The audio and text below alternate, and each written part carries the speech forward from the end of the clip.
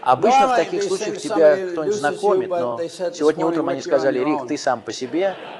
Так что я здесь для того, чтобы представиться. Хедрик Смит, выпускник 55-го года, и их очень много. В комнате должно быть не меньше 50 пятерок. В комнате много замечательных людей из Вильямс. И прежде чем перейти к сути моего выступления, я просто хочу сказать, что это замечательное место. Сегодня утром здесь немного прохладно. Мне сказали, что я проснулся в 26 лет. Я не взял с собой ничего достаточно теплого, чтобы быть здесь. Но в этом великолепном кампусе, в этом замечательном учебном заведении, я получил удовольствие и привилегию не только посещать занятия, но и быть членом попечительского совета в течение 15 лет. Сегодня утром они собираются на очень важную встречу. Я хотел бы поучаствовать в ней, но у меня никак не получается согласовать расписание здесь и там. Но позволь мне сказать, как я счастлив, что вас так много. Я просто поражен, как много вас здесь. Я подумал, что же это у нас будет сегодня утром? 2540 человек. Только посмотрите на всех вас. Сегодня утром вас ждет увлекательная поездка, потому что я тоже был в этом заинтересован, когда писал эту книгу. С самого начала я должен признаться вам, что это не та книга, которую я намеревался написать. А нет ли книги с таким названием «Кто украл американскую мечту»? Пару лет назад я подписал контракт с издательством Random House. Я работал над этой книгой 2,5 года, чтобы написать книгу под названием «Мечта под угрозой», потому что в 2009 году, когда я начинал, мы все знали, что средний класс в беде. Мы знали, что Америка в беде. Безработица росла. Помните те времена? Каждый месяц увольняли по 600 человек. Количество невыплат по кредитам росло, дошло до нескольких миллионов. Семьи лишались своих домов. Люди беспокоились, смогут ли они накопить на пенсию или на образование детей. Мы знали, что страна в беде. Я не понимал, почему. Я не до конца понимал. Я из тех, кто любит задавать вопросы. Думаю, вы можете спросить об этом Лютера Мэнсфилда и Чарли Келлера. Я постоянно задавал вопросы на занятиях. Они тоже задавали вопросы, но мы отвечали. И я никогда не переставал задавать вопросы. Это очень весело. И опять же, он за это заплатил. Но я хотел понять, как мы перешли от эпохи, которую вы, сидящие в этом зале, помните по цвету ваших волос, к эпохе процветания среднего класса, к эпохе власти среднего класса, к эпохе, когда Ричард Никсон мог прийти на знаменитые кухонные дебаты с Никитой Хрущевым в 1959 году. На выставку, кухонной американской выставке в Москве. И Хрущев, глава коммунистической партии и премьер-министр Советского Союза, мог сказать Никсону: «Мы построим бесклассовое общество». А Никсон ткнул Хрущева пальцем в глаз и сказал: «У нас уже есть бесклассовое общество». Вот это перебор. В Америке всегда было неравенство, и мы его принимаем. Мы считаем его естественным. Это награда за упорный труд, талант, ум и преданность делу. Не так, как сейчас, но раньше было так. Но мы могли сказать, что у нас есть классы в обществе. Это был невероятный период. Как мы дошли от этого до того, что сейчас имеем, с таким огромным неравенством в экономике, который никак не может оправиться от очередного кризиса? Как мы перешли от эффективной двухпартийной политики, когда 65 республиканцев в Палате представителей и 13 республиканцев в Сенате проголосовали за программу медицинского страхования Линдона Джонсона. А республиканская альтернатива была очень близка к тому, что предложило демократическое большинство. К тому, что новый законопроект о здравоохранении был принят, но ни один республиканец не проголосовал за него. Я не виню партию. Я говорю о том, как мы пришли к такой политике. Как мы перешли от эффективной двухпартийной политики к политическому тупику. Вот вопросы, которые меня беспокоят. И когда я думаю о том, как я пришел к этому, мне хочется вспомнить старый мультфильм про Чарли Брауна и Люси, где Люси ставит на заднем дворе карточный столик и говорит: «Психиатрия, 1 цент». И, конечно, подходит Чарли Браун, которому нужен совет. Люси говорит: «Чарли, прежде чем я смогу дать тебе совет, мне нужно, чтобы ты представил себе жизнь как огромный океанский лайнер. Ты из тех, кто занимает место на носу и смотрит в будущее, куда ты направляешься?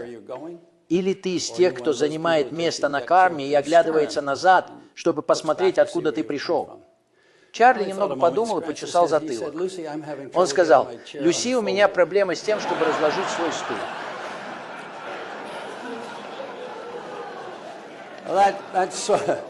Сейчас у нас тоже проблемы с тем, чтобы разложить наш стул. Но если серьезно, то на обложке моей книги вы увидите пару цитат. которые звучат немного более серьезно, но в целом говорят о том же самом. Луис Брандейс, который жил около 100 лет назад, еще до того, как Вудро Вильсон назначил его членом Верховного суда, сказал: «Мы должны сделать выбор.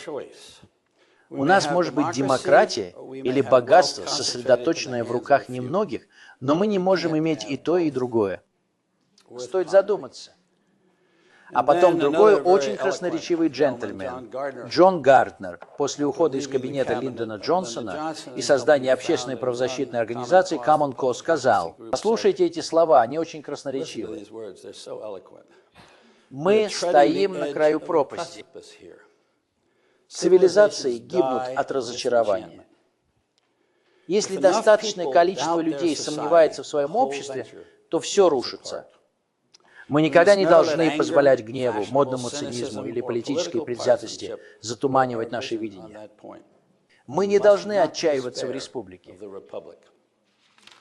Вот с чего я начал, с таких мыслей, с большим количеством вопросов, чем ответов. Сейчас у нас президентские выборы, выборы в Конгресс.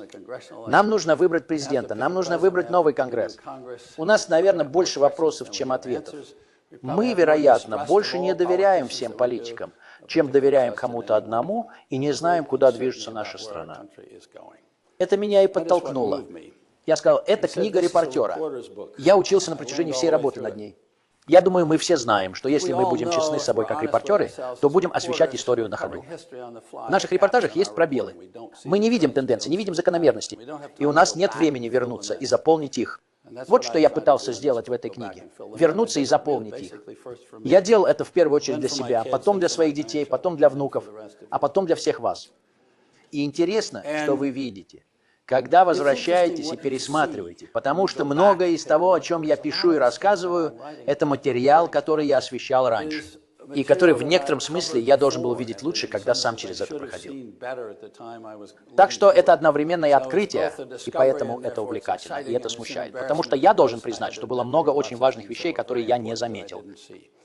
И преимущество того, что вы возвращаетесь и пересматриваете, в том, что вы видите картину, которая сильно отличается от той, что была, когда вы это переживали. Подумайте, например, о том, как вы читали замечательную книгу о Аврааме Линкольне, написанную командой Дорис Керн. Помню, я подумал, когда взял книгу в руки, и мы с Сьюзен, моей женой, читали ее вслух. Мы читали вслух 70 или 80 книг, но это мы решили читать вслух друг другу. И я подумал, как Дорис Керн покажет нам что-то новое о Линкольне, рассказывая о людях, с которыми он работал, начиная с 1830-х годов. Потому что мы хотим добраться до 1860-х, верно? Она ведет нас через 1830-е, 1840-е, 1850-е и 1860-е годы. И то, что вы видите, это история Америки, которая разворачивается у вас на глазах. И вы начинаете лучше понимать, что произошло. А сейчас я прервусь ненадолго, чтобы ответить на звонок. На самом деле документальных фильмов не так много. Я могу сказать, что все думают, что проблема в том, что мы не видим картинки. Проблема всегда в звуке. Но она взяла вас, взяла нас всех. Когда вы доходите до 1860-х годов и видите, как Линкольн не только разбирается с гражданской войной, но и с эгоизмом в своем кабинете, с людьми, которые были гораздо более влиятельными, чем он, когда он сам поднимался по карьерной лестнице, вы понимаете, насколько это сложно. И тогда вы начинаете понимать, каким гением он был, политическим гением, а также невероятно нравственным и мудрым человеком. Поэтому я попытался найти закономерности и проследить нашу историю. И когда я смотрю на то, что происходит сегодня, я возвращаюсь в 1970-е. Я не буду рассказывать вам о каждом десятилетии, но начну с 70-х и буду двигаться вперед. Я поделюсь с вами некоторыми своими открытиями, но некоторые из них были очень простыми. Я не понимал, пока не начал разбираться, что главными жертвами субстандартных ипотечных кредитов были люди, которые заслуживали первоклассных кредитов. Хорошие, надежные заемщики из среднего класса, которых уговорили, заманили, обманули и заставили взять кредиты, которые были им невыгодны. Они заработали кучу денег для ипотечных брокеров и банков. Но это было ужасно для тех, кто их взял. И около 15 миллионов человек до сих пор не могут расплатиться по этим плохим кредитам. Я не осознавал, что владельцы домов в Америке из среднего класса потеряли 6 триллионов долларов накопленного богатства в виде собственного капитала, прежде чем пузырь на рынке недвижимости лопнул. Я не осознавал, что система 401К никогда не была предназначена для обеспечения людей пенсией. Я не задумывался о том, что на самом деле налоговая ставка не имеет большого значения для экономического роста. В стране был самый высокий рост экономики в период правления Эйзенхауэра, когда максимальная налоговая ставка составляла 92%, и при Джонни Кеннеди, когда максимальная налоговая ставка составляла 77%, а самый низкий рост был при Джордже Буша, младшем и Бараке Обаме, когда максимальная налоговая ставка составляла 35%. У нас даже был более высокий рост экономики при Билле Клинтоне, когда налоговая ставка была почти 40%, и он передал Джорджу Бушу, младшему, профицит бюджета. Мы забыли об этом. И мне нужно было это вспомнить. Я не осознавал, какую роль в политике играл Льюис Пауэлл, один из наших выдающихся судей Верховного суда. Я вернусь к этому. Но давайте на секунду вернемся к Эйзенхауэру и Кеннеди. Это была эпоха процветания среднего класса. Мы забываем или не осознаем, что власть и процветание идут рука об руку, что перекошенная экономика и перекошенная политическая система идут рука об руку. А относительно равномерное распределение богатства и процветания в стране сопровождается относительно равномерным распределением политической власти. Это очень важно, остановиться и подумать об этом. Я уже упоминал Никсона, который в дебатах с Хрущевым сказал, что в Америке нет классового общества. Экономисты называют это великой конвергенцией. И что они имеют в виду под великим сближением? Так это то, что уровень доходов наверху не так уж сильно отличается от уровня доходов в середине. И он не так уж сильно отличается от уровня доходов внизу. И на самом деле экономисты провели множество исследований и выяснили, что самые высокие темпы роста в истории нашей страны. И самые высокие темпы роста в мире были тогда, когда происходило сближение. То есть, когда в стране наблюдается сильное неравенство доходов, это разрушительно для роста. Это тормозит развитие. И это можно наглядно увидеть на графиках. У меня их нет в книге, но я видел их и говорю о них. Нам очень важно это понимать, потому что сегодня в наших общественных дискуссиях мы слышим совершенно разные вещи. И я не особо хочу участвовать в предвыборной кампании.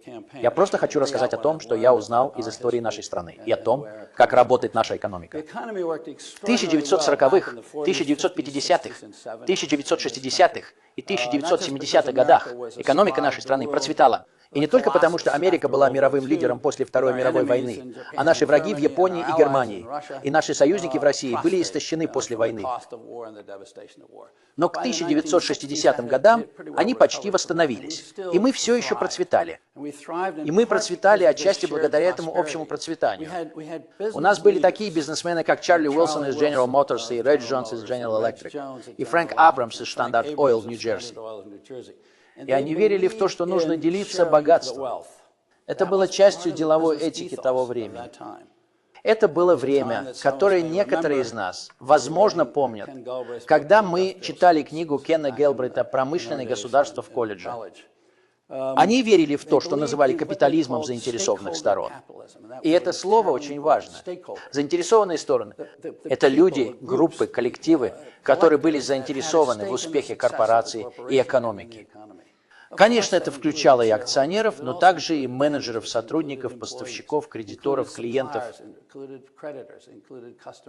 И это включало сообщества, в которых работали эти компании.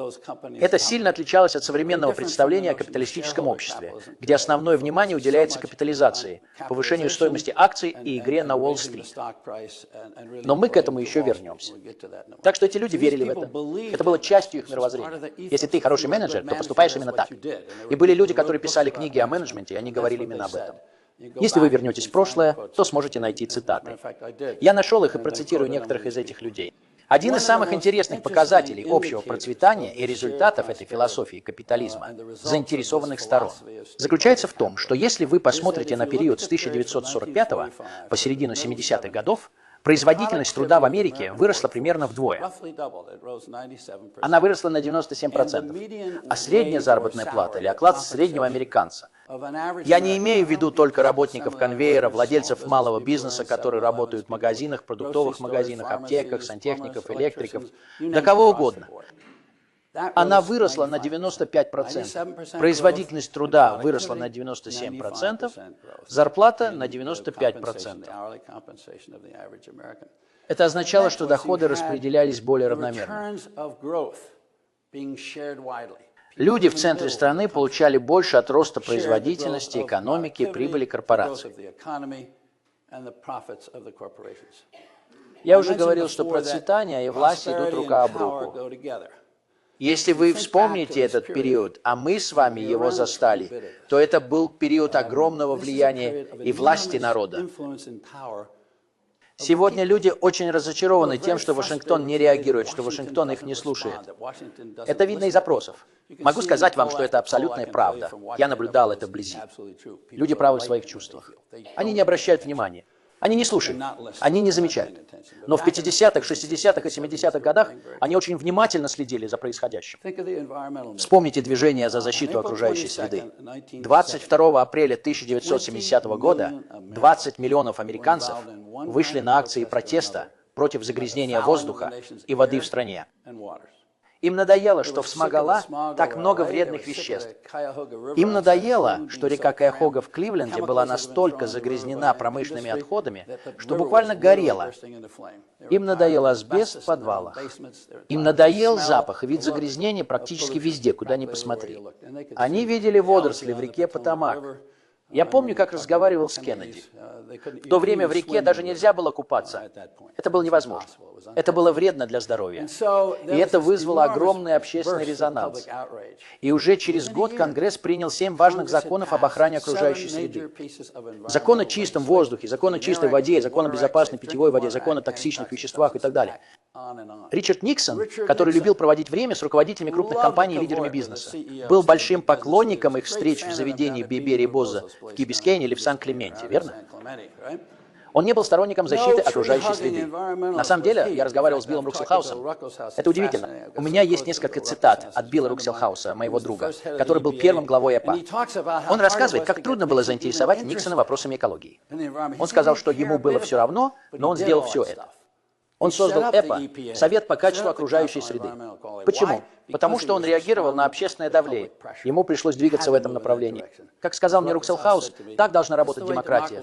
Движение за защиту окружающей среды, движение за гражданские права – все это продолжалось в 1960-х годах. Я освещал поездки за свободу, сидячие забастовки в Нэшвилле, по всему югу. Я освещал все виды протестов. Бирмингем, штат Алабама, взрывы, все в таком духе. Марш на Вашингтон, который, я думаю, был одним из величайших праздников демократии в моей жизни.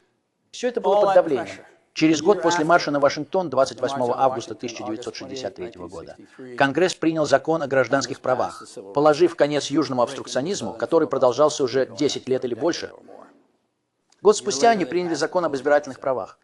Движение потребителей, возглавляемое Ральфом Нейдером, написало книгу «Опасно на любой скорости», в которой говорилось, что General Motors, Ford и другие американские автопроизводители выпускали автомобили с дефектами, которые буквально приводили к авариям и смертям.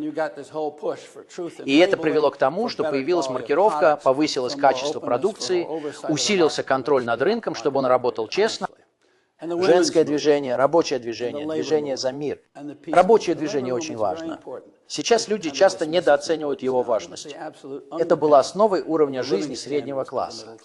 Был подписан так называемый договор Детройта. Это было первое крупное промышленное соглашение между General Motors и Объединенным профсоюзом рабочих автомобильной промышленности, которое предусматривало постепенное повышение заработной платы. Это была американская мечта.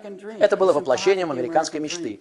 Американская мечта – это стабильная работа, постепенное повышение дохода в течение жизни, хорошее здоровье, помощь в оплате медицинских услуг, достойная пенсия, чтобы можно было спокойно жить на пенсии, и надежда, что у твоих детей будет лучшая жизнь и достаточно денег, чтобы купить свой дом и выплачивать ипотеку в течение 30 лет. А потом, когда выйдешь на пенсию, у тебя будет свой дом.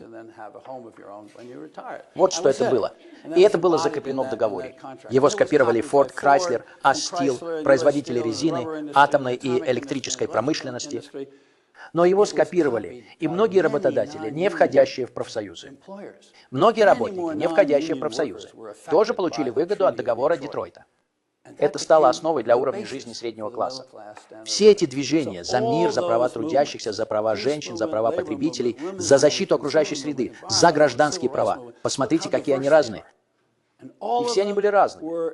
И это очень важно, потому что я хочу вернуться к этому. Во всех этих движениях участвовали обычные люди, которые проявляли инициативу, чтобы выразить свое мнение и заняться общественной деятельностью. заняться общественной деятельностью. Это не в интернете, это не на диване, это не в том, чтобы указывать на других. Это значит, что мы должны это делать. Хорошо, все эти вещи взаимосвязаны. В 70-х годах с системой что-то начало происходить. И поэтому я начну свой рассказ с этого. Моя история начинается с Луиса Пауэлла в августе 1971 года. Пауэлл был назначен в суд Ричардом Никсоном через пару месяцев и проработал там 15 или 16 лет. Тихий, спокойный человек из Вирджинии, представитель аристократии, корпоративный юрист из Ричмонда, штат Вирджиния. Иногда он говорил так тихо, что Линда Гринхаус, корреспондент Верховного суда Нью-Йорка, сообщала, что он ходил по зданию суда в рубашке с короткими рукавами, мягких туфлях или тапочках. Иногда люди из Монтаны, Индианы, Техаса или Коннектикута принимали его за уборщика и спрашивали, как пройти в мужской или женский туалет. Но Луис Пауэлл не был слабаком. В 1971 году, в ответ на все эти движения, о которых я только что говорил, Пауэлл решил, что американская система свободного предпринимательства находится в смертельной опасности.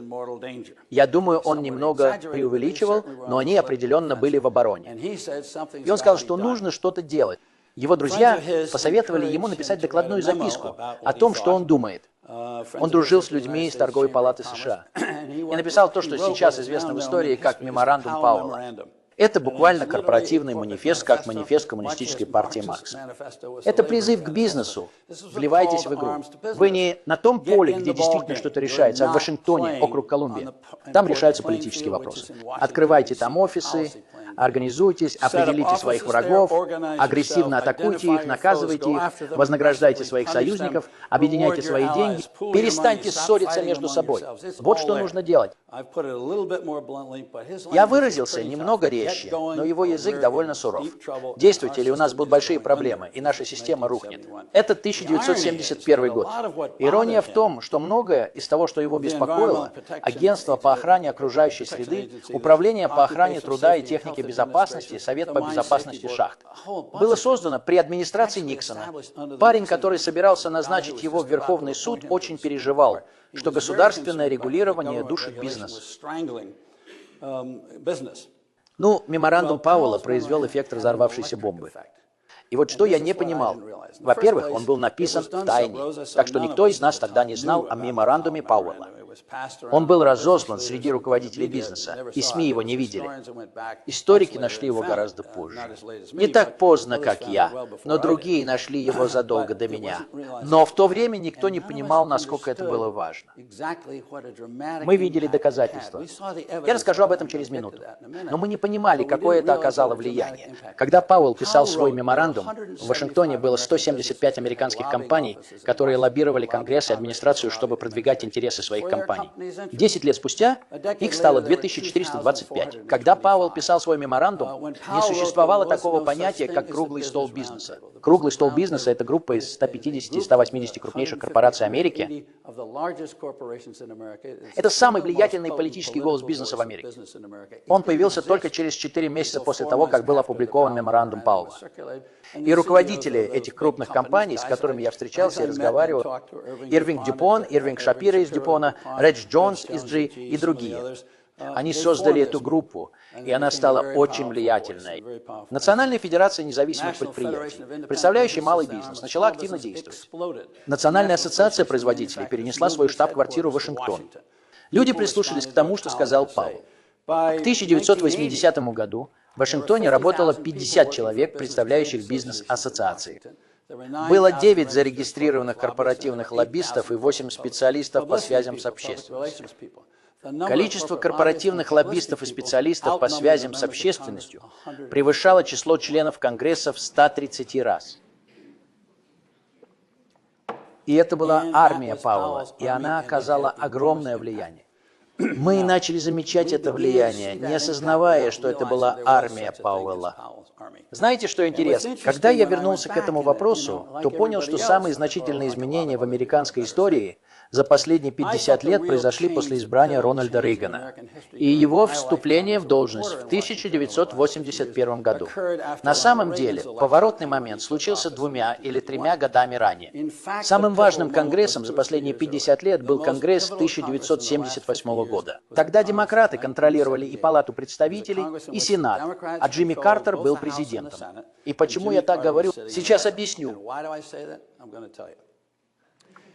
В то время Федерация профсоюзов AFL-CIO надеялась, что наконец-то получит трудовое законодательство, которого добивалась уже давно. Помните, что президентами были Ричард Никсон и Джерри Форд, оба республиканцы, и профсоюзам было нелегко при республиканцах. Поэтому они надеялись, что получат реформу трудового законодательства. Ральф Нейдер тоже надеялся, что получит. Движение потребителей надеялось, что получит Бюро по защите прав потребителей, которого они давно добивались. Но Конгресс так и не принял этот закон. Армия Пауэлла просто задушила его. Закон о защите прав потребителей умер в Палате представителей. Закон о труде умер в Сенате. Но бизнес получил гораздо больше. Они получили несколько вещей. Во-первых, они получили 401К. Не знаю, все ли знают, почему он называется 401К. Нет, вижу, что некоторые знают. Хорошо. В налоговом кодексе есть 401 статья, а в ней в 401 пункте есть подпункты А, Б, В, К и так далее, вплоть до К. Это говорит о том, насколько она незначительна и незаметна. Правильно. Так вот, это значит, что никто о ней не знал. В Конгрессе было всего 3 человека, которые вообще знали, что она там есть. Ее туда внес республиканец из штата Нью-Йорк по имени Барбара Карнавал. Он был высокопоставленным республиканцем в Комитете по финансам Палаты представителей, отличным конгрессменом. Я его хорошо знал, мы часто с ним общались. И он был моим источником. У него в родном округе в Рочестере, штат Нью-Йорк, были штаб-квартиры Xerox и Kodak. И они сказали: послушай, Барбара, мы хотим каждый год выплачивать нашим руководителям дополнительную пенсию. И нам нужно налоговое убежище для этого. Карнавал сказал: Дан внесет это. Его помощник знает об этом. И, вероятно, помощник высокопоставленного республиканца в Комитете по финансам Палаты представителей тоже знает. Больше никто не знает. Когда это вносится, об этом не пишут, верно? Это делается в интересах 2 компаний. Такое происходит постоянно, и это полностью упускается из виду в новостях Вашингтона. Никто об этом не знает, кроме нескольких ключевых лоббистов и нескольких ключевых членов Конгресса. Это превращается во что-то гораздо большее, совсем другое.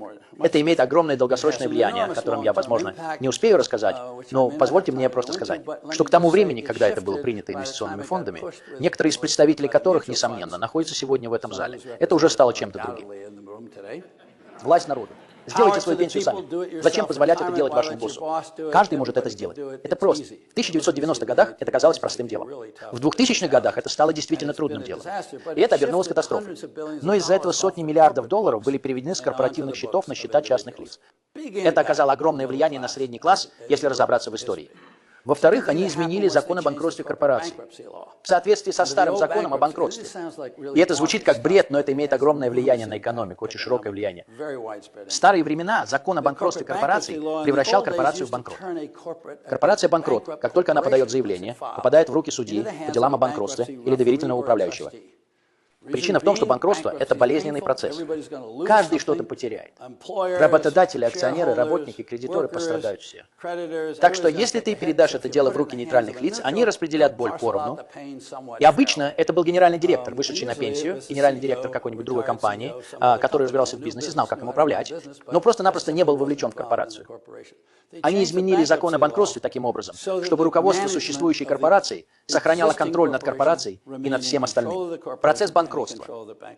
Когда вы переноситесь в 90-е и 2000-е годы и наблюдаете за чередой банкротств Republic Steel, Bethlehem Steel, Yorton Steel, United Airlines, Delta Airlines, теперь American Airlines и так далее, просто бурлят в разных отраслях промышленности.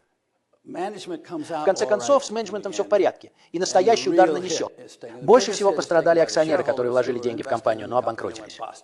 Но это уже второе место. И это произошло при старой системе. Но при новой системе больше всего пострадали от банкротства авиакомпаний работники и профсоюзы. В случае с United Airlines работники потеряли 4 миллиарда долларов в виде заработной платы, льгот по медицинскому страхованию, пенсионных выплат и так далее. И это повторяется снова и снова. Мы этого не понимали, а это было очень важно. Третьим важным решением Конгресса 1978 года было то, что они отменили ограничения на процентные ставки. До этого в разных штатах, в том числе в Массачусетсе, действовали законы о ростовщичестве, которые устанавливали лимит на процентную ставку по ипотечным, автомобильным и студенческим кредитам. А затем был принят федеральный закон, который отменил все эти законы штатов. Это создало условия для выдачи кредитов с высокой степенью риска, Потому что до этого момента банки Уолл-стрит и другие банки говорили: зачем нам выдавать кредиты людям с высоким риском? Мы не можем установить достаточно высокую процентную ставку, чтобы компенсировать нам вероятность того, что некоторые из этих кредитов не будут возвращены. Если вы снизите процентную ставку с 7% до 20%, то ваша прибыль увеличится, и это станет привлекательным. Это было необходимо. В начале 80-х годов было принято больше законов об ипотеке с регулируемой процентной ставкой и тому подобное, что действительно способствовало выдаче кредитов с высокой степенью риска. Но ключевым моментом было снижение процентных ставок. Кстати, я не знаю, заметили ли вы, но если вы недавно смотрели свой кредитный отчет и узнавали, какой у вас процент, если вы задерживаете платеж, то он где-то в диапазоне от 18 до 21%. Это не те 7%, что были раньше. Так что это касается не только тех, у кого плохая кредитная история. Это касается всех нас. Это очень важно. Ладно, мы знаем, что произошло с кредитами. Многие люди потеряли много денег. И последнее, что произошло, это налоговое законодательство. Теперь вам нужно знать, и вы, наверное, это знаете, но в законе говорится, что налоговое законодательство – это самый политизированный закон в Америке. На самом деле, у меня есть юрист с Уолл-стрит из крупной юридической фирмы, который говорит именно об этом. Это самый политизированный закон, который у нас есть. Так вот, налоговое законодательство в 1960-х и 1970-х годах двигалось в сторону закрытия лазеек для корпораций и богатых людей. Ставки подоходного налога немного снизились, но не сильно. И Джимми Картер, когда он пришел к власти, хотел закрыть еще больше этих лазеек и повысить ставку корпоративного налога на 2%. Не сильно, всего на 2%. Когда он отправил законопроект в Конгресс, началась долгая битва. Но когда закон вернулся, он был прямо противоположным тому, чего хотел Джимми Картер. Никаких лазеек не закрыли. Ставку налога на прирост капитала снизили с 48 до 28%. Это самое большое снижение ставки налога на прирост капитала за последние 50 лет. Более чем в 2 раза меньше, чем сейчас, когда ставка налога на прирост капитала составляет 15%. Это произошло при Картере и при демократах. Вместо того, чтобы повысить ставку корпоративного налога на 2%, она была снижена на 2%. Дело не в цифрах, а в направлении.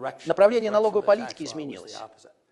После этого я поговорил с Артуром Левитом, выпускником Уильямс-колледжа 1952 года. Кажется, он был тогда президентом американской фондовой биржи.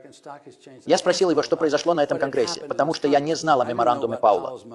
Я не знал о его армии, но я не знал, что Джимми Картер потерпел поражение в законодательстве, которое он предлагал, и так далее. И Артур сказал, что мы поняли, что в бизнесе мы можем получить то, что хотим, если будем действовать политически. Мы почувствовали вкус власти и будем стремиться к большему. Дамы и господа, тот конгресс 1978 года был поворотным. Он изменил психологию и расстановку сил. Люди это поняли. Извините, люди, которые играли в политическую игру в Вашингтоне, поняли, что правила игры изменились. Это как Надаль и Федерер в 5-м сете 4,5-часового матча, счет 4-4. И Надаль получает перерыв в подаче. Вы уже знаете исход, хотя матч еще не окончен. Это как Патриоты, Редскинс или кто-то еще в 4-й четверти, есть длинный пас, и счет или наоборот. Есть перехват на 55-ярдовой дистанции, и другая команда забивает. И вы знаете, что, хотя игра еще не окончена, психологически произошел сдвиг. Это меняет правила игры. Вот что произошло на Конгрессе 1978 года. Это изменило правила игры. И теперь мы живем с этими изменениями. Я мог бы рассказать вам о группе 6. У меня нет времени. Вам стоит почитать об этом. Но армия Пауэлла все еще очень сильна, все еще играет важную роль. Джордж Буш благодарил их за то, что они помогли ему провести снижение налогов, которые он одобрил. Вероятно, самая влиятельная часть армии Пауэлла сегодня – это Уолл-стрит, который имеет огромное влияние в Вашингтоне. Мы думаем, что она влияет на республиканскую партию. Но вы должны знать, что все 3 главы администрации, которые были у Барака Обамы в Белом доме, пришли с Уолл-стрит, все до единого. Я помню, как разговаривал с Джоном Ридом, когда он был генеральным директором Citigroup, до того, как они объединились с Тревелис и фактически разрушили закон Гласса-Стегола, который был принят в начале 1930-х годов и разделял инвестиционные и коммерческие банки. И он сказал мне, что это произойдет, и что они с Сэндива работают над этим огромным слиянием 2 своих финансовых корпораций. И что у них есть друзья в Вашингтоне, что Алан Гринспен, будучи членом совета директоров JP Morgan, до того, как стал председателем ФРС, всегда ненавидел закон Гласса-Стигула и хотел его отменить. Когда я вернулся и проверил записи, оказалось, что с 1986 по 1997 год, будучи председателем ФРС, он постепенно расширял лазейки, чтобы коммерческие банки могли заниматься инвестициями и наоборот. И, наконец, при Клинтоне, снова при демократах, произошли реальные изменения. Боб Рубин, министр финансов, бывший топ-менеджер Goldman Sachs. Еще одна симбиотическая связь между Уолл-стрит и Вашингтоном. И закон Гласса-Стигула был отменен. И я думаю, что мы до сих пор расплачиваемся за это.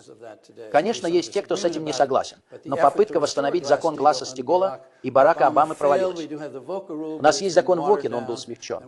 И мы можем говорить об этом. Я помню, как разговаривал с Диком Дурбином, лидером демократов в Сенате, после принятия закона Додо-Франка о финансовом регулировании. Он сказал, что удивительно, насколько сильны и влиятельны банки в Конгрессе. Они стали причиной нашего краха. Они были в самом центре этого краха. Мы потратили $700 миллиардов на их спасение. Можно было бы подумать, что они будут защищаться и ничего не получат. Но он сказал, что, если честно, если посмотреть на Конгресс, то они там главные. Это армия Пауэлла, которая дошла до наших дней. То, что произошло в экономике, похоже на это. Я называю это экономикой клина. Когда я впервые написал этот термин в первом черновике своей книги, а я написал 5 черновиков, мои дети спрашивают, почему нам нужно переписывать сочинения? Скажите мне, когда писателям, которые уже давно пишут, приходится переписывать свои сочинения несколько раз. Я вставил эту фразу в экономику клина, и мой редактор Кейт Медина из Random House сказала мне, откуда ты взял эту фразу, Рик? Ты цитируешь Кейнса или Милтона Фридмана из Чикагской школы? Кого ты цитируешь? Я сказал, нет, это моя фраза. Она сказала, ну ты не можешь просто взять и вставить в книгу об экономике фразу, которую сам придумал. И я сказал, да, могу. Я имею в виду, что я пытаюсь найти очень короткую фразу, похожую на наклейку на бампере, которая запечатлелась бы в сознании людей и описывала реальность, которая, как мне кажется, уже произошла. И это довольно сложная реальность, но я ищу ярлык для нее, который бы закрепился. Что я имею в виду под экономической теорией клина? Так это то, что клин был бит. Или, может быть, мне стоит подойти к этому с другой стороны, от всех вас. В любом случае, начиная с 1970-х годов в американскую экономику был бит клин. И в 80-е, 90-е и 2000-е годы она росла. Так что результаты, которые достигаются на вершине экономики, когда вы смотрите на совокупные выгоды экономики, рост и производительность, становятся очевидны. Экономический рост и корпоративная прибыльность, все это не разделяется. Это не передается по наследству. В этом есть доля правды. Между этими выступлениями есть разница. Поэтому, когда мы говорим об этом, и вы смотрите на Wall Street Journal, New York Times или что-то еще, что вы читаете или слушаете, вы видите, как выглядит общая картина. Хорошо, тебе нужно спуститься еще ниже и выяснить, где так много несчастных людей. Ну что ж, сегодня у нас есть четкие статистические данные, которые помогают нам это понять. 27 миллионов человек либо являются безработными, либо работают неполный рабочий день против своей воли, либо они ушли с рынка труда. Вот так можно увидеть разницу. Но разница гораздо глубже. Это затрагивает людей среднего достатка, которые работают, сидят дома и выглядят так, как будто у них все хорошо.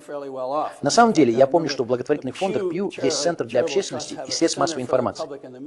В 2010 году, в разгар рецессии, они провели опрос. Они спрашивали людей, как у них дела, смогут ли они оплачивать счета, смогут ли позволить себе медицинскую помощь и так далее. Заголовок опроса звучал так. Одна рецессия на всю Америку. В Америке была одна часть населения, которая чувствовала себя довольно хорошо, и это в значительной степени начиналось с дохода в $75.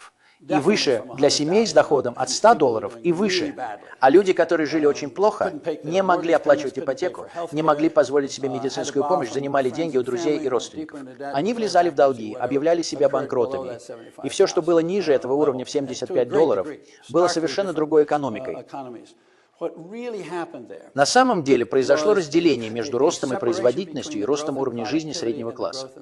Помните, я говорил вам раньше, что с 1973 по 2011 год, последний год, по которому у нас есть статистика, производительность выросла на 80%. Это не так хорошо, как раньше, но все равно очень впечатляющий результат для американской экономики. Средняя зарплата среднего американского работника или человека с медианным доходом, который составляет около $50, это то, что нужно запомнить.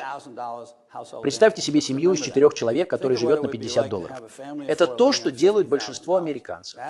Половина американцев зарабатывает меньше этой суммы, а другая половина больше.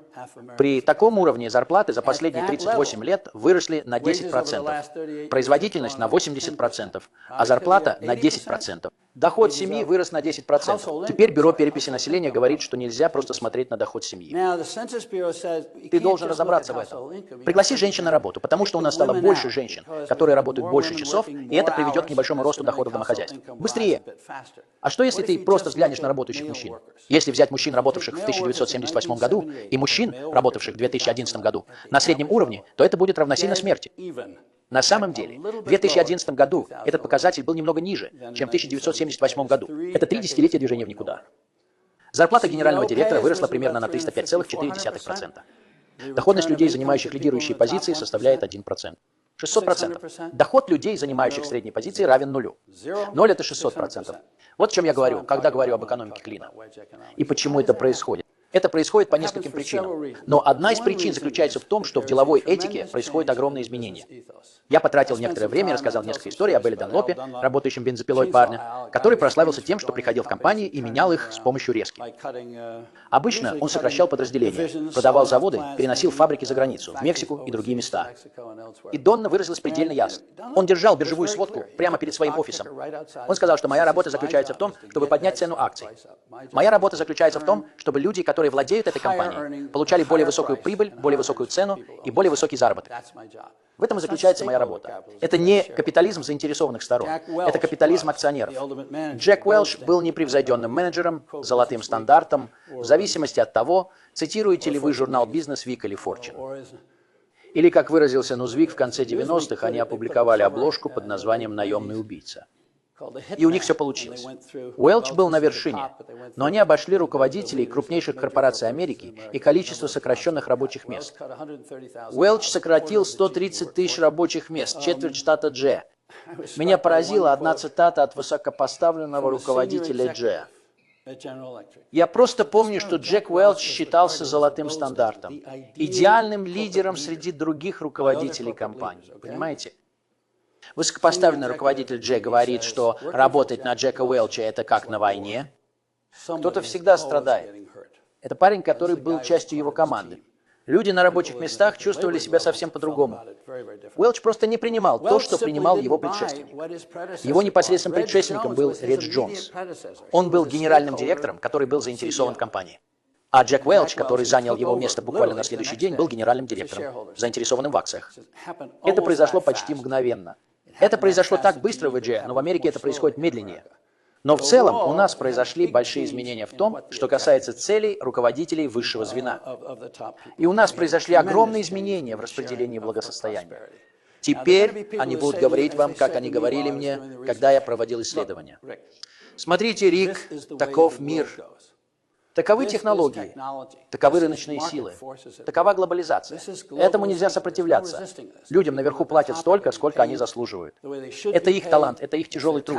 Хотя я не совсем понимаю, почему сегодня генеральный директор должен получать в 360 раз больше, чем средний работник. Тогда, как во времена Чарли Уилсона, когда, предположительно, генеральные директора работали так же усердно, они получали всего в 40 раз больше, чем средний работник. Так что представление о том, сколько должны получать люди наверху, сильно изменилось по сравнению с тем, что было раньше. Но давайте рассмотрим более масштабную проблему. Это мир, и он меняется. Должен вам сказать, я долго верил в этот аргумент. Я думал, что это так. Это было очевидно, что глобализация и технологии разрушают промышленность. Мы закрываем заводы, мы наносим ущерб, особенно в таких штатах, как Огайо, Северная Каролина, Калифорния, Техас и так далее. А потом кто-то сказал, почему бы вам не посмотреть на другие страны? Видите ли вы, что в других странах происходит то же самое, что и в США? Ну, в какой-то степени да, вы видите. Неравенство доходов там немного выше. Но ни в одной другой стране сегодня нет такого неравенства доходов, как у населения. Организация экономического сотрудничества и развития, АВСР, включает 34 самые развитые экономики мира. Она ранжирует экономики по неравенству доходов. Мы на 32-м месте или на 3-м, в зависимости от того, как считать. Только в Мексике и Чили неравенство доходов больше, чем у населения. Так что, если вы беспокоитесь о том, что Америка станет банановой республикой, можете перестать беспокоиться. Мы уже там. Не смешно, но это нужно признать. В 2005 году Citigroup выпустила красочную инвестиционную брошюру для своих лучших клиентов, а затем в 2006 году еще одну под названием «Америка». Плутономическая страна. Плутономическая страна – это как плутократия, только в экономике. Плутократия – это когда плутократы, люди наверху, управляют политической системой. Плутономическая страна – это экономическая система, в которой люди наверху управляют экономикой. И это совет Citigroup. И Citigroup говорит своим крупнейшим инвесторам, самым богатым инвесторам, что не стоит вкладывать деньги в компании, которые производят товары для среднего класса. Не стоит даже вкладывать деньги в компании, которые производят товары для высшего и среднего класса. Богатство настолько сконцентрировано, что на рынке доминируют богатые, которые тратят примерно 40% национального дохода. Вот куда нужно вкладывать деньги? Ваши деньги должны идти в Tiffany и другие подобные компании, которые ориентируются на этот сегмент рынка. И журнал Advertising Age говорит то же самое маркетологам. Citigroup сравнила сегодняшнюю Америку с Испанией XVI века. Citigroup, понятно? Итак, неравенство, колоссальное неравенство. А как насчет других стран? Я начал искать информацию и наткнулся на Германию. Сейчас мы все знаем о Германии, потому что они говорят грекам и всем остальным, что делать в их экономике. Но они делают это не просто так, потому что немцы добились невероятных успехов. Интересно, как они этого добились? Американские компании, такие как Caterpillar и другие, говорят, что не могут повысить зарплаты своим работникам, потому что не могут конкурировать на мировом рынке. Это сделает их продукцию неконкурентоспособной. С 1985 года зарплаты немецких рабочих среднего класса росли в 5 раз быстрее, чем в США. Понятно? В 5 раз быстрее. Вы не замечаете, что Daimler, BMW, Siemens или Airbus не преуспевают на мировом рынке. Тогда, может быть, вы скажете, что это умная компания. Может быть, у них есть что-то, чего мы не видим. Страна должна быть в плохом состоянии. Нельзя управлять страной и конкурировать на мировом рынке. Посмотрите на Китай, посмотрите на Индию, посмотрите на их зарплаты, посмотрите на азиатских тигров. Должно быть, у немцев дела идут плохо. За последние десятилетия у США образовался дефицит торгового баланса в 6 триллионов долларов. Мы покупали на 6 триллионов больше, чем продавали. В то же время у Германии был профицит торгового баланса в 2 триллиона долларов. Они продавали на 2 триллиона больше, чем мы. Должно быть, у них там дела идут неплохо. Затем, следующее, что интересно, нам говорят, производство в этой стране умерло. Нам нужно стать страной услуг. Раньше мы были аграрной страной, потом стали страной производства. Теперь мы страна услуг. Давайте, становитесь современными. Дети, учитесь, получайте знания и навыки, не сидите в интернете, не занимайтесь производством. Производство очень важно для страны. Это очень важно, потому что для среднего класса рабочие места в производстве самые высокооплачиваемые, стабильные и надежные, но не только для них, но и для всех инженеров, дизайнеров, пиарщиков, рекламщиков, работников продуктовых магазинов и агентов по недвижимости. Для всех этих людей. Они создают мультипликативный эффект где-то от 2,5 до 5. На каждое рабочее место в производстве приходится 2,5 или 5 других рабочих мест. Экономисты расходятся во мнениях относительно этих оценок, но они сходятся в том, что мультипликативный эффект очень важен. Пока мы переживали этот период экономики, основанный на производстве, то, что люди любят называть новой экономикой, если новое означает лучшее, на самом деле не означает лучшее. Наша производственная рабочая сила сократилась на 9% от общего числа рабочей силы. В Германии этот показатель составляет 21%. Так почему же у них вдвое больше людей на лучших должностях, а у нас нет? Почему у них профицит торговли, а у нас нет? Почему они могут платить, а немецкие рабочие из среднего класса получают меньше, чем американские рабочие из среднего класса в среднем? Они работают меньше часов и меньше лет. Как такое возможно? Я скажу вам пару вещей, но быстро, потому что мне нужно остановиться. Я и так уже слишком много говорю. Одна из причин в том, что в Германии рабочие и руководство объединились и попытались работать вместе, чтобы сохранить лучшие рабочие места. Лучшие высокооплачиваемые рабочие места в Германии, а низкооплачиваемые рабочие места отдать на аутсорсинг. Немецкие профсоюзы очень влиятельны. Они входят в советы директоров крупных немецких компаний. И я думаю, что большинство американских руководителей скажут вам, что это невозможно.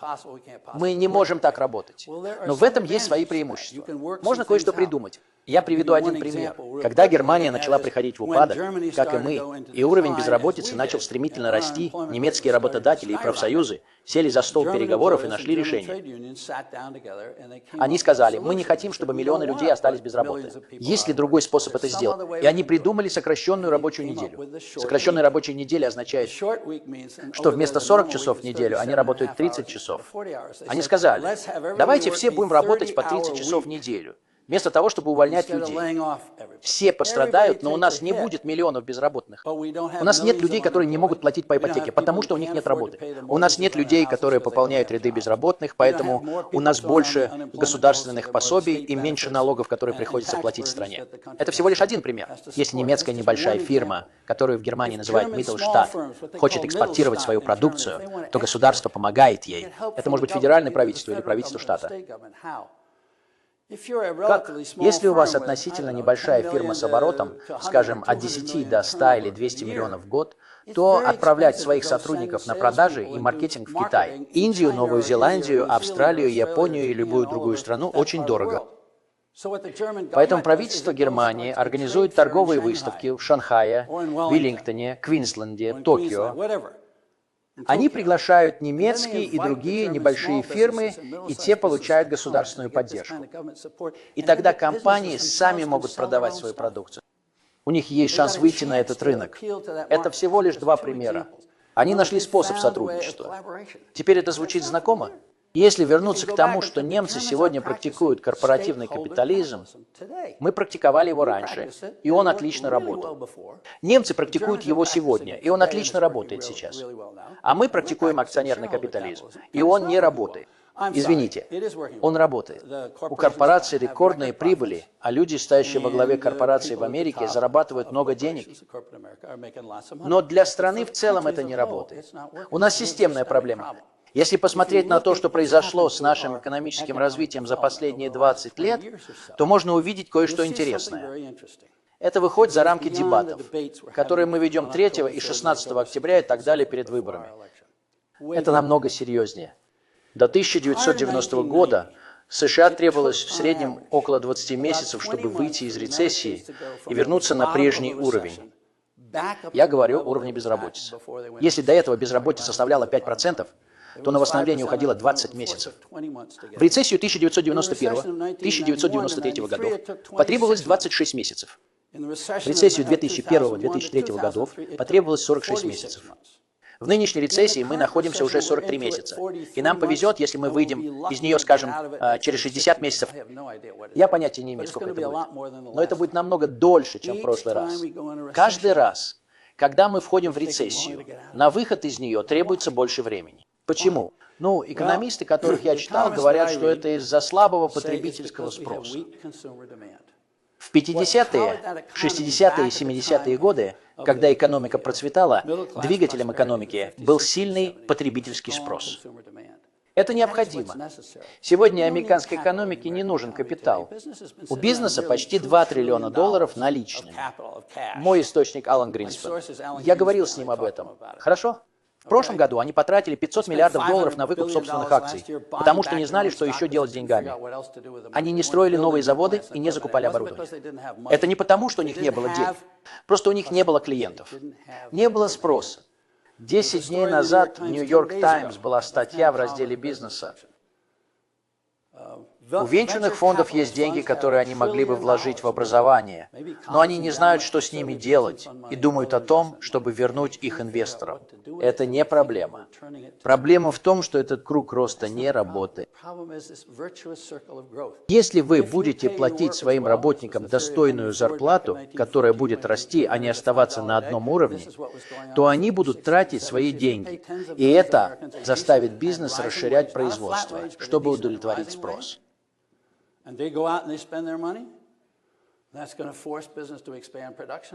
Они будут строить новые заводы, покупать новое оборудование, нанимать больше работников, и это запустит следующий круг роста. Мы разрушили этот круг. Мы позволили экономике развиваться по-другому. И это стоило не только среднему классу, но и всей экономике. Нам нужно найти способ вернуться к этому. Так что за 2 минуты я должен рассказать вам, что мы собираемся с этим делать. У других на это ушло бы 90 минут, а у меня всего 2. Шучу, конечно, шучу. Когда я закончу писать то, что уже рассказал, мой редактор говорит: «Рик, ты должен рассказать людям, как выбраться из этой ситуации. Ты должен сделать для Чарли Брауна больше, чем сделала Люси». А я отвечаю: «Кейт, это не моя работа. Я репортер. И моя работа – вернуться в прошлое и проанализировать историю. Рассказать людям, как мы дошли до этого. И пусть политики, Конгресс, администрация и сами люди решают, что делать». А она говорит: «Рик, это несправедливо. Ты действительно должен это сделать». И я говорю: «Я не чувствую, что это правильно. Я занимаю политическую позицию». Моя начальница Сьюзан, моя жена, говорит мне: «Рик, Кейт права». И я это сделал.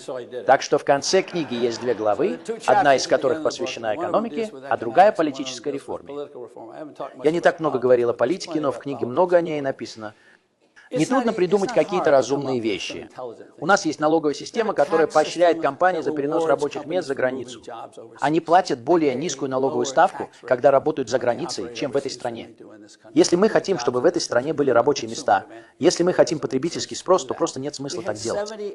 У нас было 78 крупных компаний в Америке.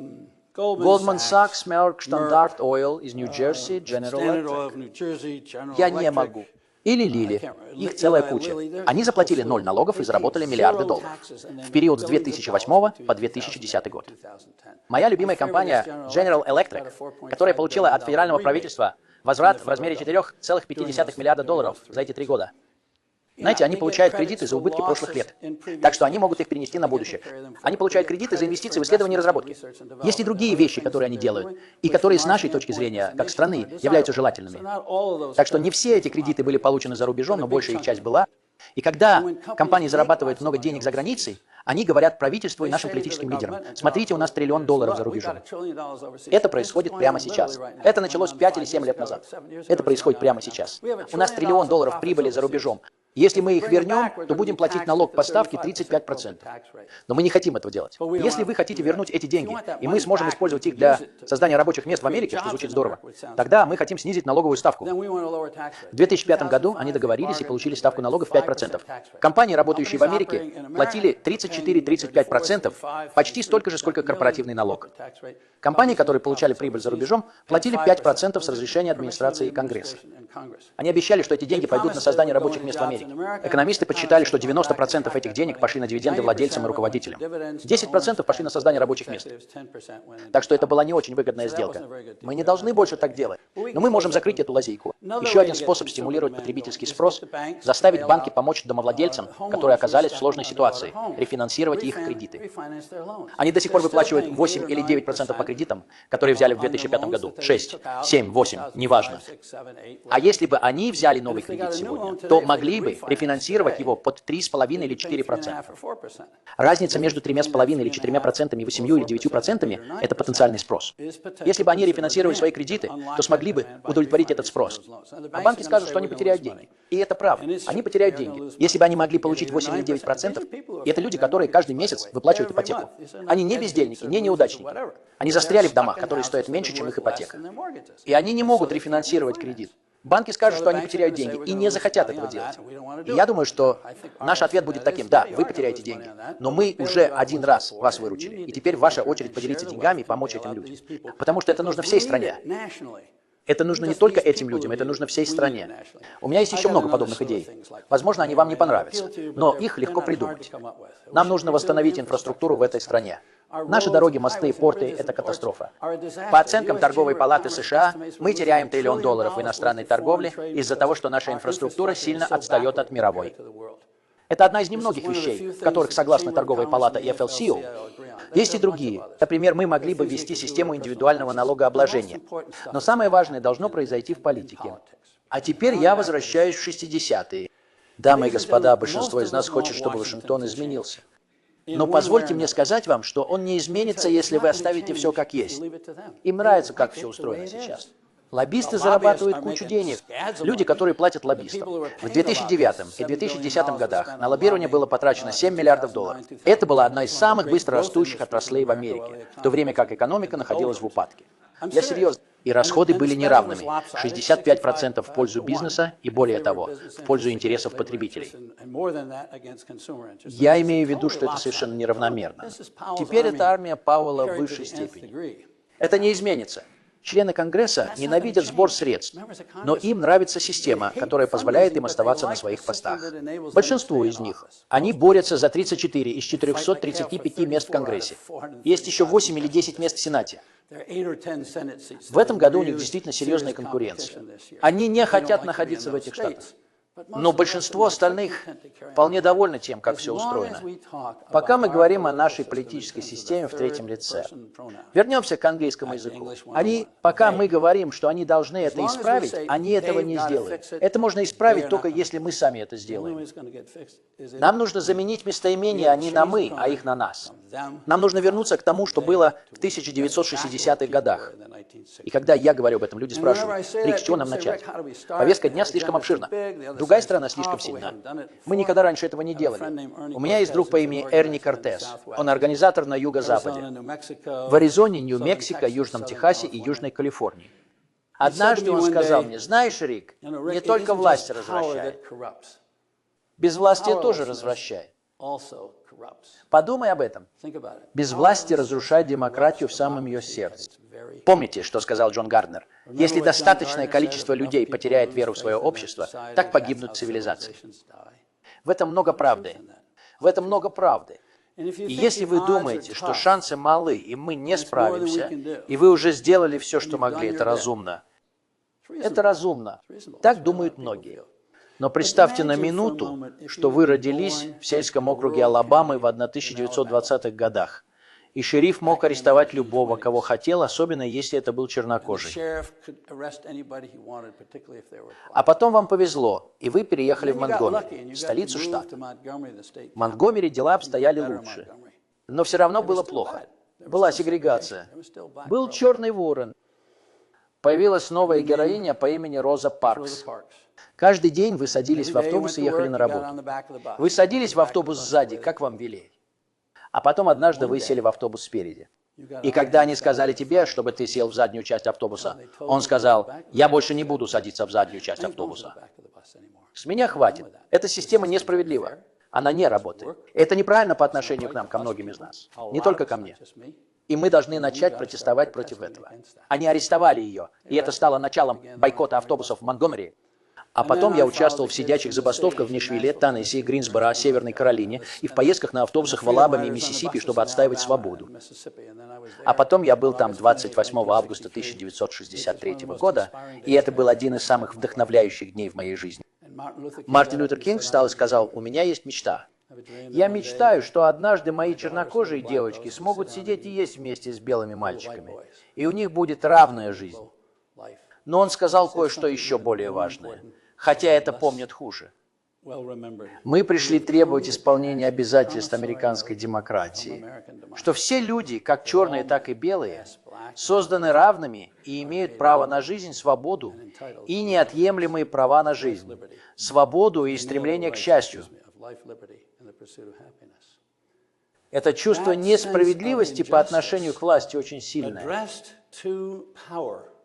Люди берут мою книгу и говорят мне: «Рик, когда я читаю то, что ты написал, я расстраиваюсь». А я говорю: «Извините, я думаю, это неправильная реакция. Вы должны быть возмущены». И люди возмущены. И я могу сказать вам, что общаюсь с людьми по всей стране. Я только что вернулся из Денвера, где был на западном побережье. На прошлой неделе я был в Бостоне и Чикаго, а на следующей неделе поеду в Северную Каролину. Многие люди злятся, но не знают, что делать со своей злостью. Дамы и господа, мы должны разобраться с этой ситуацией в нашей стране. И я говорю это как гражданин, а не как журналист. Мы, как Роза Паркс, мы говорим, что эта ситуация невыносима. Мы не будем сидеть на задних местах в автобусе. Спасибо.